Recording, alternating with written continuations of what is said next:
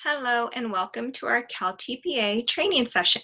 My name is Casey Fair and I will be working with you every step of the way in order to be prepared for CalTPA. During this session, we are going to look at an overview of CalTPA very briefly, and then we are also going to dive into Cycle 1, Step 1 during this session. Now, as you can see from the graphic on this front screen, CalTPA has a four-step process. It's plan, teach and assess, reflect, and apply. And this is something that should be familiar because it's the same process we use in our program when it comes time to have your observations with your faculty. So let's go ahead and take a look at the overview guide. This document is found inside of the CalTPA assessment guide for Cycle 1. And this can be found in the TPA Center, which I will show you in just a minute. As you can see in looking at the document, there are, again, like I said, the 4 steps to CalTPA. And this gives a brief description of what the step is, what you need to do for that step, and then what you will be submitting. And the key piece here is what you will be submitting because it's very specific and it follows certain templates, which I will be showing you every step of the way. So today we are going to be focusing on step 1, the planning phase. And for CalStateTEACH, for Cycle 1, we are going to be focusing on mathematics. So you will be teaching 1 mathematics lesson, planning, teaching, and recording 1 mathematics lesson. We'll talk about that a little bit more as we dive deep. Then next time when we get together, we will talk about step 2, which is teaching and assessing. So actually implementation of your mathematics lesson and the assessment that you will give during the mathematics lesson. And then step 3 and 4 actually tied together. They are the reflect and apply section, and we will be discussing that during a future training. Let's go ahead and take a look at our CalTPA Center. So this should be familiar to you, but in case it's not, I want to talk about it a little bit. So you can find our TPA Center on our course website, and I'll show you exactly how to access it in just a minute. But I want to show you what is in the TPA Center currently. So you will see there's the assessment guides. For example, that overview document I just shared previously, that's inside of the assessment guide. And the assessment guides will walk you through everything you need to do for both Cycle 1 and Cycle 2. Then you can see there's the templates that I said you're required to use for both cycles. You can see there's timelines. There's documents in there for Cycle 1 and Cycle 2 in order to keep you on track with getting everything done in a timely manner. And there's something called the CalTPA flashes, which are a document that go into a little bit more of a description than just a brief overview and give you a little bit of tidbits for success during each step of your CalTPA Cycle 1 process. And then there's the PowerPoints. The PowerPoint that I'm using today, for example, will be in there. And then the PowerPoints for each training session we do will be in there as well. And the evidence chart document, that's an important document. And the reason is because in those documents, it tells you for each document or video you have to submit for each cycle, it tells you what file type it can be, if it can be Word or PDF. It'll tell you what font and what font size you have to use, and it will tell you the page limits as well. So I always recommend referring to that document before you get too deep in the work that you're doing. And we will look at that document at some point during our process. And then also the video permission forms. These are the exact same forms that you use when you're in the classroom each semester. So if you've already handed out the video permission forms, or you've already received the blanket copy from the principal for the permission forms, then you do not need to fill those out again. It's just something that you need to hold on to just in case. Now let me show you how to access the TPA Center. Okay, when we are on our course website, this is if you're in CalStateTEACH 3.0, this should look very familiar. This is your home screen. All you do is you go to this resources tab and click. And inside of there, you will see the TPA Center tab. You click there and it will link you directly to the TPA Center. That should look just like the picture that I just showed you. And here it is. So you can see if you click on the triangle that everything is in here that you need in order to have success. So for example, here's all those templates that you will need to download and use. And then the timelines, the flashes. Everything is in here for you to have access to. The only tab that's not in here currently is the tab for these videos that we are working through currently. As soon as the video is ready, it will be found here in the center for you to be able to access. And we'll get those in there as quickly as we can each time. So this is if you're in 3.0 world. Now, if you're in CalStateTEACH 2.0, this screen should look familiar to you because this is your home screen. And all you have to do is come over here to the far left under Webmail, you'll see the TPA Center. And you click there, and it will be a screen that looks just like that photo I shared with you of all of the pieces that are in the TPA Center. Okay, so this is where you can find everything. Now let me give another piece of advice. Be sure you're only accessing anything that says CalTPA. Below this disclaimer here, you can see that there are TPA resources. If you're watching this video, you're taking CalTPA, so you need to utilize the CalTPA resources that are found at the top of the TPA. Now we will go ahead and jump back into our PowerPoint.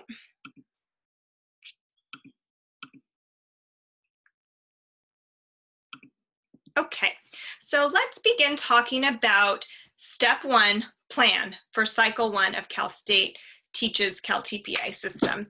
As I said previously, our focus for you will be mathematics. If you read something that says you can choose mathematics or literacy, yes, some programs are doing that, but many programs are being specific. And for our program, we're saying cycle 1, you need to do mathematics. Okay, and the first step of the process is to get to know the students in your classroom. And that's something that you should have been working on up to this point if you're already in a placement.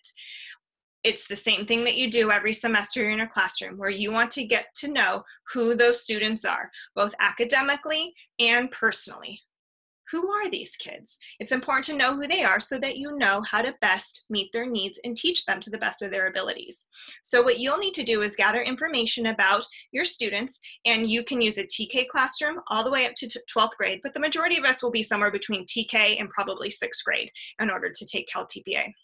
And you'll be focusing on their assets, what they're bringing to the table, that are their strengths, and pieces that are going to help them when they're in the classroom, and then their needs, the things that they still need to work on. And this is for the whole class, and you will also be selecting 3 focus students, which we'll discuss in more detail as we get going. So let's go ahead and take a look at your Getting to Know Your Students template, which can be found in the TPA Center. All right, so you can see this document. It gives you a bit of the directions here for you to know, and you can see one key piece here is it can be up to 5 pages. So 5 pages or less for this document. And it goes step by step. It wants to know for your whole class. It wants the description of students and assets and needs. So in all of these areas, you are going to talk about students' assets and needs. And it's a good idea to focus first on assets. Here's everything they know, and here's everything they're doing well, and here's what they're bringing to the table in relation to this mathematics concept I'm teaching. And then here's their needs as well. Okay, so you can see here, what is their prior academic knowledge related to the specific content? So what have they done previously? What are they bringing to this lesson that is going to help them be successful with this mathematics lesson? Okay, and then the next piece is their English language proficiency levels. This is where you're going to talk about who are your English language learners, okay? Who are your standard language learners, and what level are they at, okay? The next piece, the cultural and linguistic resources and funds of knowledge. Now, if you're not sure what funds of knowledge are, you need to go back and look at your coursework for CalStateTEACH, and also within the assessment guidebook that's in the TPA Center, there's a glossary, and inside of there it talks about funds of knowledge. And funds of knowledge is very important, and it's something that you should be aware of because it's something you should be using in order to get to know your students. You want to know this information about your students in order to best reach them. So you want to talk about what they're doing well, what they're bringing to the table that's going to help them, and maybe some things that they're bringing to the table that might make things a little bit more challenging for them, again, when it comes to this math concept. And then the last piece is their prior experiences and interests related to the content you plan to teach. So what have they done previously with this mathematics concept? How interested are they? You can talk whole class, okay? How much are they into what it is you're asking them to do, right? Are you making it relevant to their lives, or is it just the next piece of information in their textbook? We want to make it relevant. So you need to talk about that, how you're making it relevant to their lives. Okay, and now we're going to scroll down and get to the context information about the class. So this is more of just the nuts and bolts. What grade level? And it's okay if you have a combo, you have the choice. If let's, for example, say you're in a 4-5 combo, you can say that you're teaching a 4-5 combo and you're working with both the 4th and the 5th grade students, and you will be using both 4th and 5th grade content standards. Or it could be that you're only using the 4th grade group, or you're only using the 5th grade group. And that's okay as well, but you need to do it in a similar context that you would normally do it when you're teaching in the classroom. Do you normally teach all of them together? If so, then that's how you should deliver this lesson. They want it to be the typical setting that you normally teach in, okay? And then the content area, we know we're selecting mathematics. And then the classroom setting, we know for our program, typically I would hope that you're placed in a classroom where it's a face-to-face setting, so you just need to put that in. And then the resources and materials you have access to in the classroom. So what resources, what pieces are in that classroom that are going to help you deliver the content of this mathematics lesson? Whether it's the smart board or the manipulatives or a rug area that they all sit on for math time. You decide what those resources are going to be that you're going to need for this math concept. And then you're breaking down the number of students, and you can see all the different type of people that you need to have in your classroom setting. So it's whole class, how many are there total? English language learners, standard language learners, students with IEPs, 504s, and then your GATE students as well. And then if you're in a dual language setting, you need to indicate whether the setting is bilingual, one-way immersion, or two-way immersion. And if you're not in a dual language setting, you can just leave this section blank. The next piece we're going to get into is the information about your focus students. Now, I'm going to talk about what you need to place in here for each of your focus students, and then we're going to talk in a little bit more detail on the next few slides about who exactly your focus students are, right? Because you're selecting 3 focus students, and they're very different from each other. So, and you can see in this green box, I'm going to give you a heads up. Whenever you see a green box, it's giving you some information that's important to clue into in order to help you have success on this cycle. So it's saying in order to protect the privacy of the focus students, you need to label them FS1, FS2, and FS3 instead of using their name. Okay. So focus student 1, and we will talk about who focus student 1 is in just a little bit. So you're going to start with their current proficiency in reading, writing, and speaking and listening in English, and the mastery of their primary language. Where are they at, right? I'm going to give you a hint. Focus student 1 is your English language learner. So where are they at in their English proficiency currently?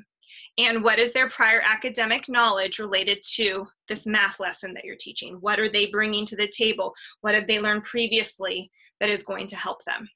Okay. And you can also focus on the needs a little bit too, that we did do the previous unit and here's what this focus student did well, but here's some areas where this focus student is still struggling in need of extra support.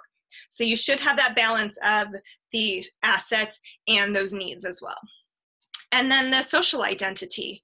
It says the student's self-concept derived from the perceived membership in a social group. So what is their social identity? How do they identify themselves? Do they identify themselves as an 8-year-old girl who is in this current environment? Who are they? Who do they identify as in your classroom? And then what are their cultural and linguistic resources and funds of knowledge? So you can see many of these prompts are similar to the prompts that you're being asked whole class, but now you're talking specifically about your focus student. So you're going to talk about the funds of knowledge your focus student 1 is bringing to the classroom and how it's going to help, and maybe if there's aspects of it that might hinder some of the learning process. And then their prior experiences and interests related to this content you're teaching. That's the same as the prompt above, but now it needs to be specific to focus student 1. It shouldn't just be a simple cut and paste from whatever you said whole class, because you're truly getting to know who the student is. So you're able to talk specifically about this student and what they're bringing to the classroom and what they still need help with. And then the next piece is the developmental considerations. So social emotional, typical, atypical development. Is there anything going on developmentally that is helping the student or is making learning harder for the student? That's something that you can explain here. But in some situations, there may not be a developmental consideration with the student. It just depends on who your student is. Now, when we scroll down, Focus Student 2. Most of the prompts will be the same for Focus Student 1, Focus Student 2, and Focus Student 3, but they will be slightly different in the beginning in order to discuss that specific focus student and their needs. So you can see from here, the first prompt is different. It said, what is their learning challenge? Their identified disability and IEP goals, or their focus of their 504 plan, or how are they needing to be instructionally challenged because they're a GATE student. So I'm going to give you a heads up that Focus Student 2 is someone with an IEP or 504 or maybe a GATE identified student. And so you need to talk about how the student is identified and what challenge they have when it comes to mathematics. And it should be, if you go to your mentor teacher and you say that you need this information in order to complete your CalTPA and it's done in a secured setting, you should be able to have that conversation about what's in the IEP, what does it state in the IEP, what are the goals related to math, or in the 504 plan, what's the focus of the 504 plan that you need to be aware of when it comes to knowing the student and knowing how to plan for the mathematics lesson. And then the rest of these prompts, B, C, D, E, and F, are all the same as what you filled out for Focus Student 1 and a lot of what you filled out for Focus Student 2, or I'm sorry, the whole class as well. The thing here is that you cannot just cut and paste what you said for Focus Student 1 or what you said for the whole class and put it in here. It needs to be individualized for Focus Student 2. The one prompt that's different is down here, assistive technologies as appropriate. So for example, if you're using a student who might be hard of hearing and has hearing aids and the teacher uses a device, a microphone device, that would be where you would place this, that as the teacher in the classroom, I'm going to be using a microphone device with a sound system in order to assist the student. If there's some sort of assistive technology that helps that student in the classroom, it needs to be discussed here in prompt G for Focus Student 2. Now let's look at Focus Student 3. Now here you can see it says, life experiences either inside or outside school that may result in a need for additional academic or emotional support. So I'll give you a hint. Focus Student 3 is a student who has another need, that has something going on in the home or at school that is affecting their academic work or is affecting who they are and their emotional support at school, and so they need additional support in order to be successful in the classroom setting. Okay, so it's not a student who's necessarily identified with an IEP or 504, but it's someone going through something that's different or having a certain struggle. Could be a student whose parents are going through a divorce, so it's a really hard time at home and it's affecting their schoolwork and their emotional state when they're at school, something like that. And we'll get into that a little bit more when we get to the slide on Focus Student 3. And then you can see here that prompt B, C, D, E, and F are all the same as the prompts for Focus Student 1 and Focus Student 2. But again, like I said, make sure that what you put in these prompts is individualized for Focus Student number 3. Go ahead and close that out. Now, before we jump into talking about the focus students, I want to take a look at the lesson plan rationale template. And again, this can be found in the TPA Center on the course website. So we know you're making one lesson in mathematics to teach to your class. So prior to creating this template, you are going to create your lesson plan. And the expectation is that you will use our CalStateTEACH lesson plan that you normally use when you have an observation with your faculty because it's what you're familiar and comfortable with. That is a lesson plan frame you will be using to complete your lesson plan for CalTPA Cycle 1. And it is a document you will be submitting with CalTPA Cycle 1, and we'll talk about that at the end when we get to the submission pieces. So you are going to want to fill out that lesson plan, and then come and fill out this lesson plan rationale template. Because you fill out the lesson plan with everything you're going to do, now this document is going to tell the score why. Why are you doing the things that you're doing in your lesson plan? Okay? Because the focus of Cycle 1 is for you to develop one lesson and to demonstrate how you can differentiate instruction for the learners in your class in order to meet all of the needs that are in your classroom. Okay? And that's why you have 3 focus students that have 3 very different needs, so that you can demonstrate how amazing you are at differentiating instruction for everyone. So with the lesson plan rationale template, you can see that there are 10 prompts that you need to fill out. And you have up to 5 pages to complete the 10 prompts. Prompt 1 is the prior academic knowledge. So this is where you're going to explain how the lesson plan builds on students' academic knowledge related to content learning. Okay, so how is this lesson that you're teaching in math connected to their prior learning and what they did yesterday in math? Okay, what did they do yesterday? What did they do the day before? What was the unit prior that led up to you doing this lesson? And then here are the students' assets and needs. So you're going to explain how the lesson plan, right, what you put in your lesson plan, incorporates or builds on students' cultural and linguistic resources, socioeconomic backgrounds, funds of knowledge, prior experiences and interests related to the content of the lesson. This is a big one. This is where you get to say, I am doing this lesson and teaching this lesson this way because this is what I know about my students. I know that my students love dogs, so we are using dog manipulatives, and all of the problems we're working on are related to dogs. That's a very superficial example, but that's an example of how you've gotten to know your students, and so you're using that to help tie in their interests and get their buy-in when it comes to completing this lesson. Or maybe you're doing realistic, real-world math problems because you know that that is something that will be beneficial and interesting because your students want to know the why, and they don't want to do this unless they know why and how they're going to use it in their own lives. Okay, so you want to touch on each of these areas when you're talking about, this is why I'm doing my lesson plan this way, this is why I'm teaching the content this way, this is why I'm using the resources that I'm using. And then the student learning activities. Prompt 3, explain why you selected the learning activities and how you engage all students in higher order thinking. That's a big one. So you have to make sure that in your lesson, typically in the body of your lesson, that you have some higher order thinking questions built in there. And you can see it gives you some hints here. Questions related to analysis, synthesis, evaluation, interpretation, and transfer of knowledge.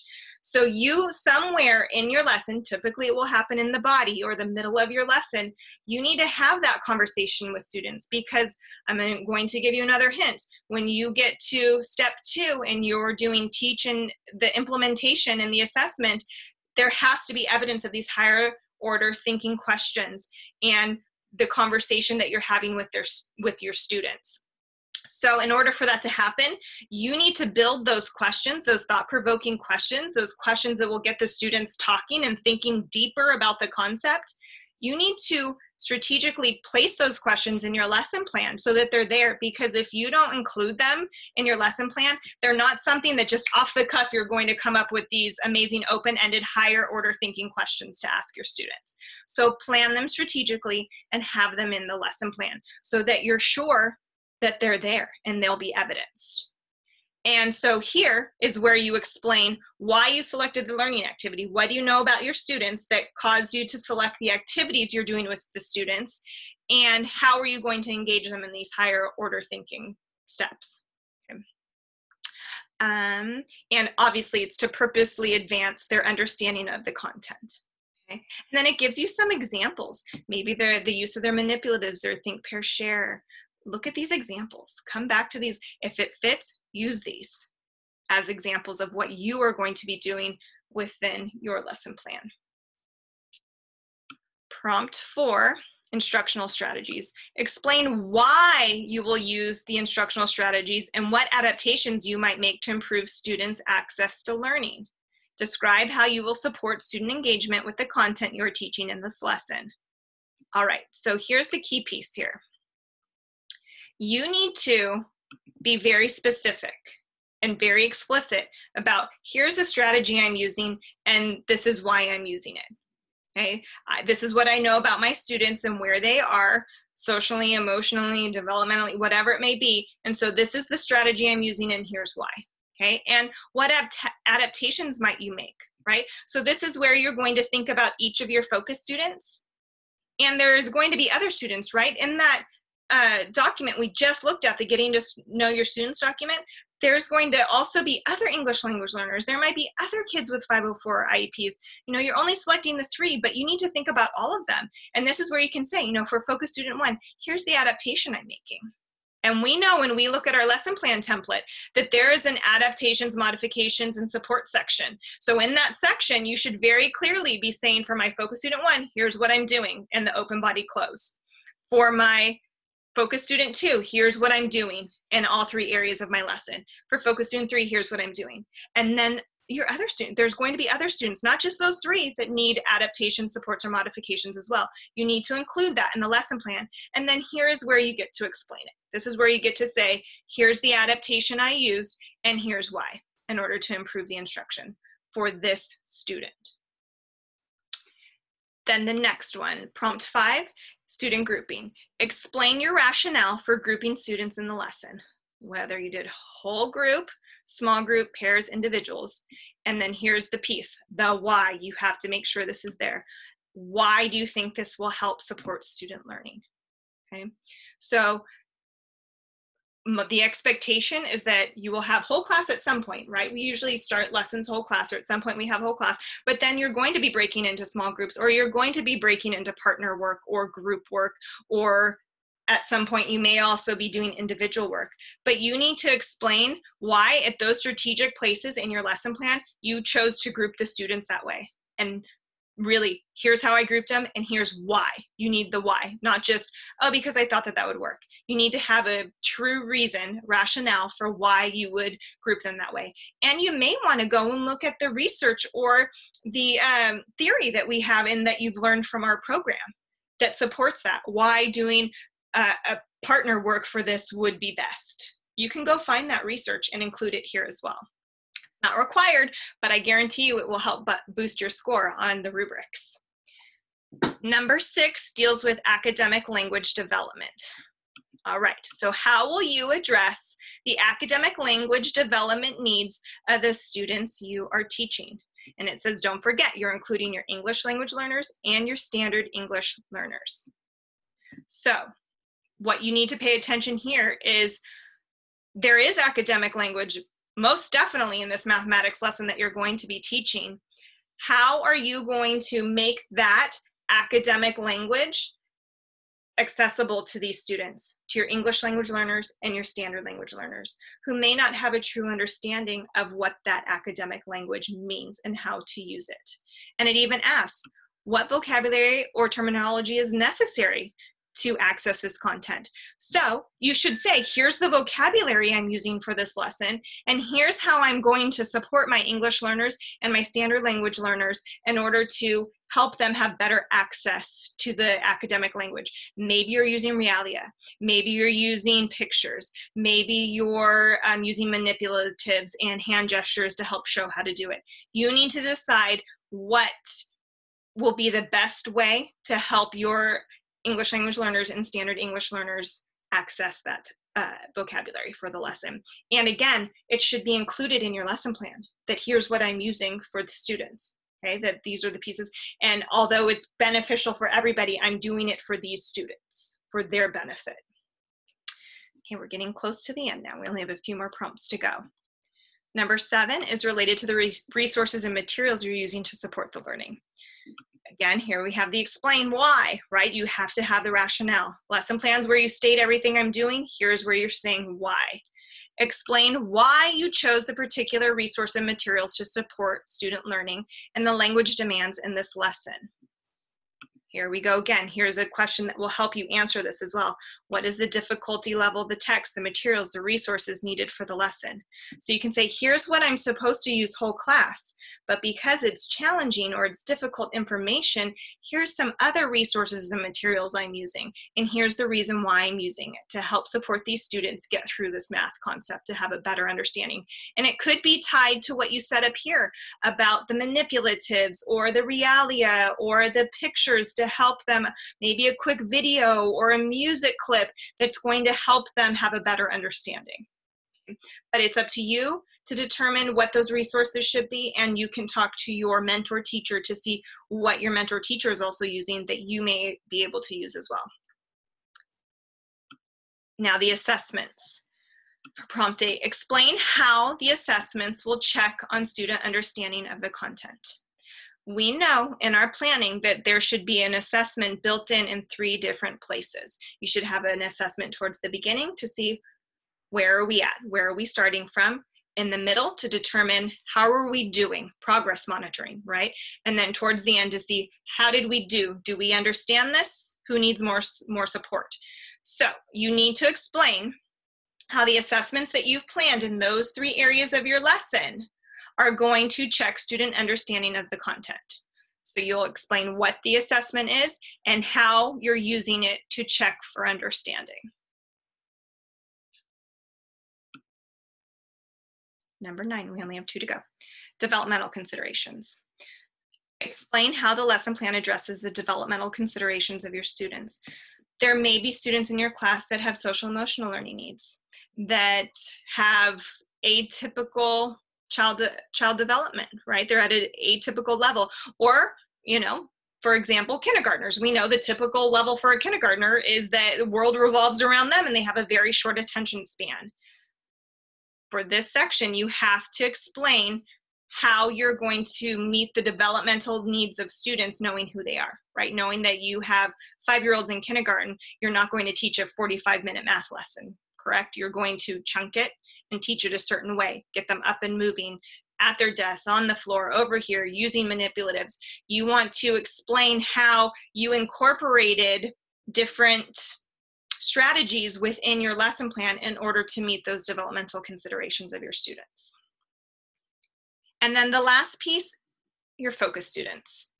You're going to explain how the lesson plan addresses the individual needs of the 3 focus students. And then here it tells you exactly what you need to think about, including, if it's appropriate, the assistive technologies. So if you have a student that requires the assistive technologies, like the example I gave about a student who's hard of hearing and maybe has certain devices that the teacher uses in order to support them. So how are you incorporating that? And providing inclusive learning opportunities so that the students can engage fully with the content of the lesson. So you're going to explain that for each of your 3 focus students. What are you doing individually to support those 3 focus students in order to be successful in this lesson? Now that we know that, we can take a look at the rubric for this very first piece. So this is tied to your lesson plan, into that lesson plan rationale document we just looked at in detail. Now I will tell you, my aim for anyone I ever work with is always to get to a level 4. Okay, that is a good place to be, is at a level 4. But I will let you know that you are very fortunate, and for this current testing window of CalTPA, the passing threshold is a level 2. So let's look at the level 2 language, because I know you can do this. I know you can get a level 2, and then let's look at where we should really aim, which is the level 4. So for step 1, planning, rubric 1.1, here's a level 2, that your lesson plan, that your lesson plan includes goals that are loosely built on students' prior content knowledge, and scaffolding is likely not to support student learning. I know that that's not going to be the case, that your learning goal and your objective is going to tie to your student content, prior knowledge, and the content that they need in order to be successful. And then you can see also at a level 2 that candidate identifies evidence of learning that focuses on rote knowledge of content, right? The basics. or is only primarily connected to the content-specific learning goal. So, I'm sorry, I said primarily, only partially connected to the learning goal. We want your activities and the evidence of what students are doing to be 100% connected to the objective, but to get it 2, it only has to be partially connected. And then also level 2, plan for student grouping is not conducive to the type of lesson being planned, and the rationale for approach is not clear. So if you make an attempt to do any sort of groupings for your students, you can get a level 2. Okay? I know that we can get a level 2, but let's jump over and look at level 4. To reach a level 4 for this first rubric, which is the lesson plan and the rationale, it says that your lesson plan provides a detailed explanation of the proposed instructional adaptations and accommodations to support focus students and the other individuals, so that you're clearly providing examples within your 3 sections of your lesson plan, you know, the open, body, close, of how you are going to support your students and your 3 focus students and your other students who have needs in order to help them be successful, right? It's what we already talked about when it came to that rationale document. If you do that, if you have clearly stated what your adaptations are or your supports or accommodations, and it's in the lesson plan, it's in the rationale, that's a level 4. Let's look at the focus students. We're finally getting to these focus students, and you already kind of know, so we'll be able to go a little bit faster. Focus student 1 is a student who is identified as an English language learner. I know for some of us in TK or Kinder, our students may not have been assessed at this point in the year, in the fall. We need to talk to our mentor and talk to the school to figure out if the tests have been given, or if not, who is someone that your teacher of record can identify as someone who is an English language learner, that they know is an English language learner, that you will be able to use for cycle 1.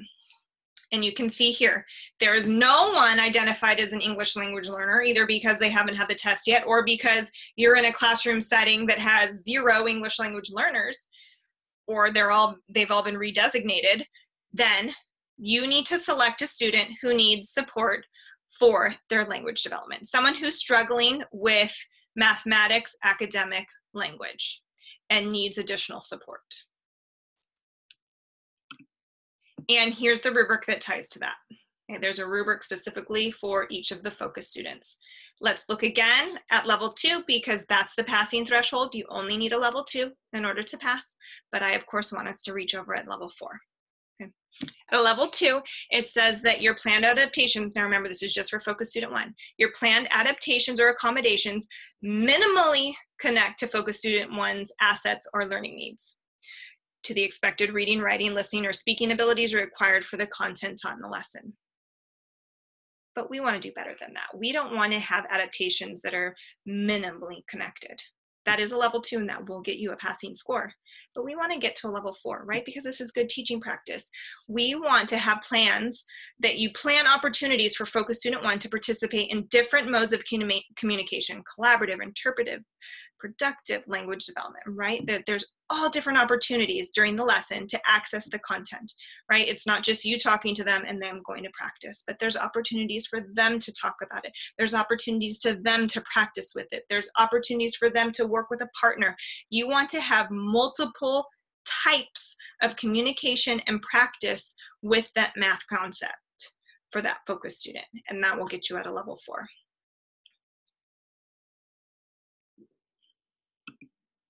Now, focus student 2.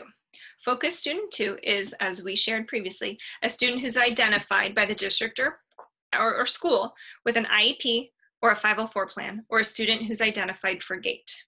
Now, this is a requirement for CalTPA, that you have someone who is identified, and I'm sure every single one of us has someone who's identified in the classroom. If you do not, that is a conversation you need to have with faculty in regards to what to do in that situation. And that's something that I will be talking to faculty about as well, so that we have a clear idea of what to do in that situation. And then again, there's a rubric just for focus student 2. So you can see here that it says that your planned accommodations minimally attend to the IEP, 504, or GATE goals, right? So here's the thing, you have to know what those goals are, and you have to share them in that lesson plan rationale document so that we all know that they're there, right? And that you're doing something within the lesson and the lesson plan in order to accommodate whatever those goals are. Okay? So that your planned accommodations minimally attend to those goals or do not identify needs between focus student two's current developmental or academic abilities and the learning demands of the lesson. So you're not being specific and you're not connecting what they need with what they need to do with the lesson. Okay. And it also says that your plan includes limited or inappropriate scaffolding or supports or accommodations to address the needs of this focus student. Okay, so limited or inappropriate supports get you a level 2. And that the candidate reduces the rigor of learning activities and instructional strategies in ways that limit student access to content-specific learning goals. So the student is not able to successfully meet the academic learning goal because you're over adjusting their supports for them so that they can't meet that learning goal. You want every student in your classroom to meet that learning goal that you have set for the whole class. So how are you going to provide support so that they can meet that learning goal and not change the learning goal for them? But we really want to get to the level 4, okay? We don't want to reduce the rigor. We don't want to have inappropriate supports. We don't want to have accommodations that don't attend to their learning goals. We want to be here at level 4, where your lesson plan builds on and highlights focus student two's assets and learning needs. And that you provide a rationale in the plan for scaffolding activities and strategies to accommodate that focus student's progress towards meeting the goal. Okay. And then there's also this, the big piece too, is that your, because it needs to be level 3 as well, that your planned accommodations or supports meet and pay attention to what the goals are of their IEP 504 or GATE plan. Focus student 3. Here's the one we may need to spend a little bit more time talking about. Focus student 3 is a student who has had a life experience either at school or at home or outside of school that may result in a need for additional academic or emotional support. And here's this, I like that they give examples, okay? It could be a student has experienced challenges in the home, whatever those challenges may be, right? In the community or school, as a result of illness, right? A family illness, maybe someone's fighting cancer in the home or some sort of other illness that's long-term, the loss of a parent, divorce, trauma, bullying, homelessness, poverty, one of their parents or family members that's close to them being in jail or prison, or a result of their needs as a standard English learner, a migrant student, a self-identified LGBTQ student, or a student in foster care. So these are the kind of students that you have in your classroom, you just may not know it. So now your job is to really get to know those students and what is going on in their lives that's bringing them to where they are at school. Are they just surviving and it's a miracle that they even came through the door to get to school today? And that should be appreciated.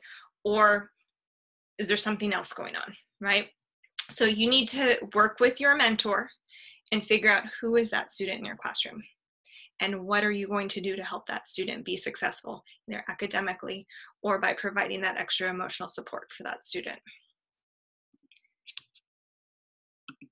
And then here's the rubric that ties to Focus Student 3. Again, let's look at that level 2 because that's all you need to pass. But I don't want you to stop there. Okay, we want to do more. All right, so you can see for Focus Student 3 that your activities or strategies and assessment, right? So the activities you plan, the strategies you're using with this focus student, and the assessment you're giving to the student during or outside the lesson may be responsive to the life experiences of the focus student, but is not clear that the supports contribute to establishing a safe and positive environment and promote their well-being, right? So that's something you need to clue into when you're lesson planning, that you need to meet this need, right? Even just to get a level 2, that you need to be responsive to their life experience, okay? And that you're providing supports to help create a safe environment for this focus student. What are you doing to help them in that classroom? And then it says here, that you minimally connect the knowledge about Focus Student 3's assets and needs to the selection of your activity strategies and your assessment. Or you provide a superficial understanding of the student's needs and how to create a safe and positive learning environment. So superficial means it's you're not digging deep and really getting to know who the student is and what they really need in order to be successful. Okay, and so that even just not digging deep, being superficial, you can still get a level 2 and still pass your TPA. But we want to get to a level 4.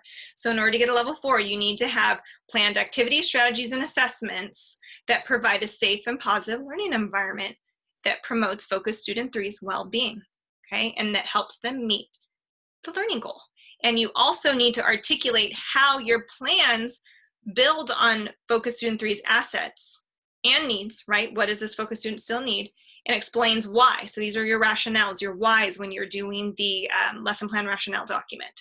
Why the lesson is likely to be responsive for this student's life experience. How is it connecting to their life that's going to help them and have them have a better understanding of the content, but also meet their emotional needs for the class.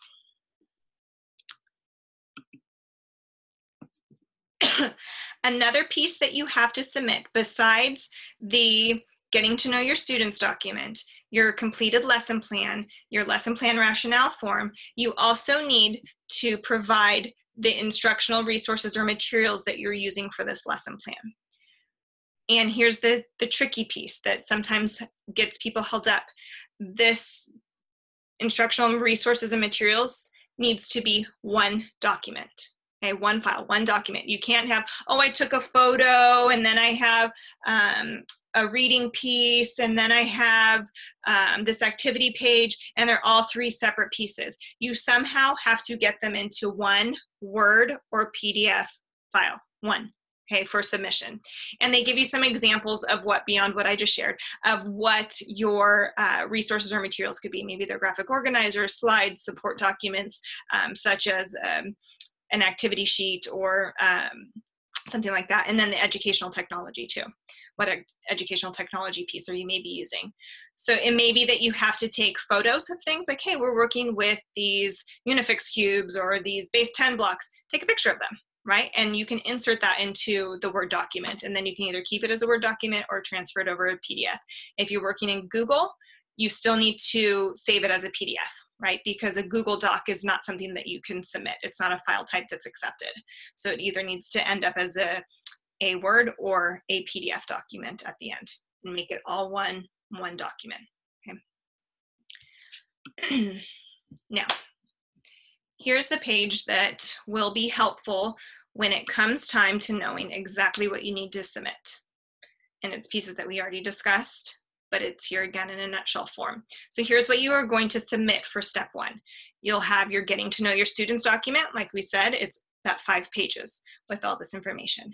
Then you'll have your lesson plan that you're going to complete. There's no page limit on the lesson plan, and you're going to use your CalStateTEACH lesson plan frame, whichever lesson plan frame, whether you're in 2.0 or 3.0, that you use whenever your faculty comes in for an observation.